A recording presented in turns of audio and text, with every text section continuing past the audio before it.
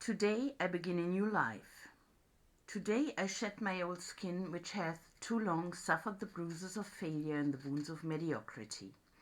Today I am born anew, and my birthplace is a vineyard where there is fruit for all.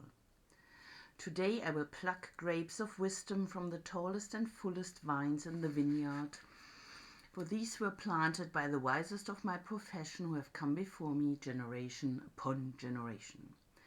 Today I will savor the taste of grapes from these vines, and verily I will swallow the seed of success buried in each, and new life will sprout within me. The career I've chosen is laden with opportunity, yet it is fraught with heartbreak and despair. And the bodies of those who have failed, were they piled one atop another, would cast a shadow down upon all the pyramids of the earth. Yet I will not fail, as the others, for in my hands I now hold the charts, which will guide me through perilous waters to shores which only yesterday seemed but a dream. Failure no longer will be my payment for struggle. Just as nature made no provision for my body to tolerate pain, neither has it made any provision for my life to suffer failure.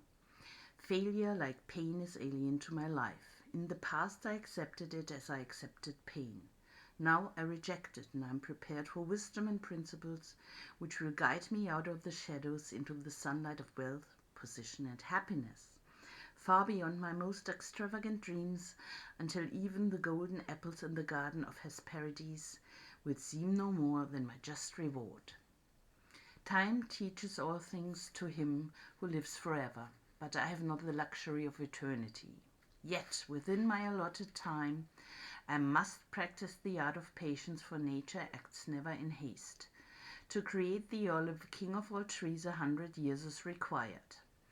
An onion plant is old in 9 weeks. I have lived as an onion plant. It has not pleased me.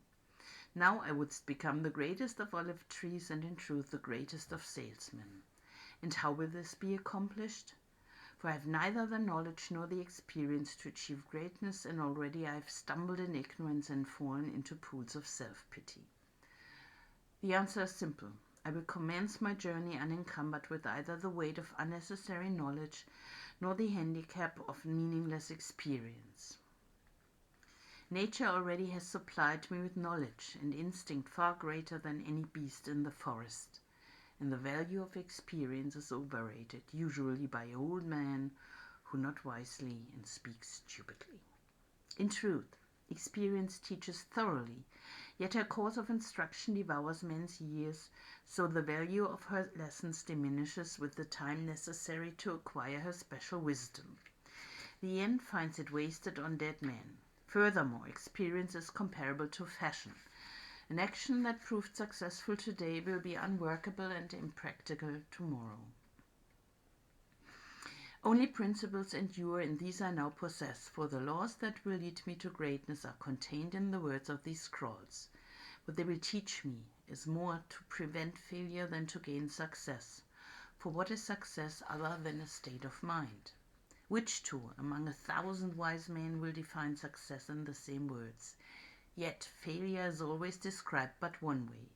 Failure is man's inability to reach his goals in life, whatever they may be. In truth, the only difference between those who have failed and those who have succeeded lies in the difference of their habits. Good habits are the key to all success. Bad habits are the unlocked door to failure. Thus, the first law I will obey, which precedeth all others, is, I will form good habits and become their slave. As a child, I was slave to my impulses. Now I am slave to my habits, as are all grown men. I have surrendered my free will to the years of accumulated habits, and the past deeds of my life have already marked out a path which threatens to imprison my future. My actions are ruled by appetite, passion, prejudice, greed, love, fear, environment, habit, and the worst of these tyrants is habit. Therefore, if I must be a slave to habit, let me be a slave to good habits. My bad habits must be destroyed and new furrows prepared for good seed. I will form good habits and become their slave. And how will I accomplish this difficult feat? Through these scrolls it will be done, for each scroll contains a principle which will drive a bad habit from my life and replace it with one which will bring me closer to success. For it is another of nature's laws that only a habit can subdue another habit. So in order for these written words to perform their chosen task, I must discipline myself with the first of my new habits, which is as follows. I will read each scroll for 30 days in this prescribed manner before I proceed to the next scroll. First, I will read the words in science when I arise. Then I will read the words in science after I have partaken of my midday meal. Last, I will read the words again just before I retire at day's end, and most important on this occasion, I will read the words aloud. On the next day, I will repeat this procedure, and I will continue in like manner for 30 days. Then I will turn to the next scroll and repeat this procedure for another 30 days. I will continue in this manner until I have lived with each scroll for 30 days and my reading has become habit. And what will be accomplished with this habit? Herein lies the hidden secret of all men's accomplishments. As I repeat the words daily, they will soon become part of my active mind. But more important, they will also seep into my other mind. That mysterious source which never sleeps, which creates my dreams, and often makes me act in ways I do not comprehend. As the words of these scrolls are consumed by my mysterious mind, I will begin to awake each morning with a vitality I've never known before. My vigor will increase, my enthusiasm will rise, my desire to meet the world will overcome every fear once knew at sunrise, and I and I will be happier than I ever believed it possible to be in this world of strife and sorrow. Eventually, I will find myself reacting to all situations which confront me as I was commanded in the scrolls to react. And soon these actions and reactions will become easy to perform, for any act with practice becomes easy.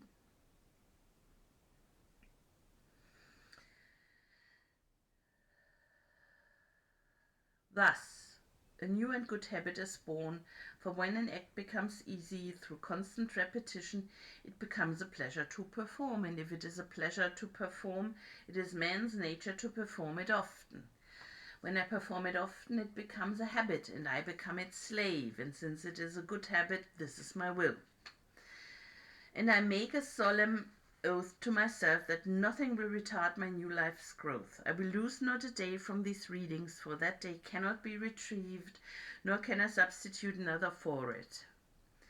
I will not break this habit of daily reading from these scrolls, and in truth the few moments spent each day on this new habit are but a small price to pay for the happiness and success that will be mine. As I read and reread the words in the scrolls to follow, never will I allow the brevity of each scroll nor the simplicity of its words to cause me to treat the scroll's message lightly.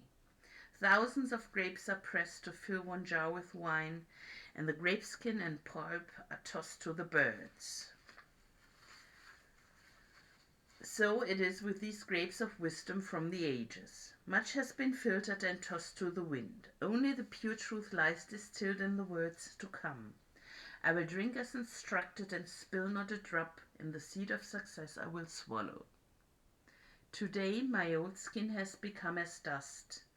I will walk tall among men, and they will know me not, for today I'm a new man with a new life.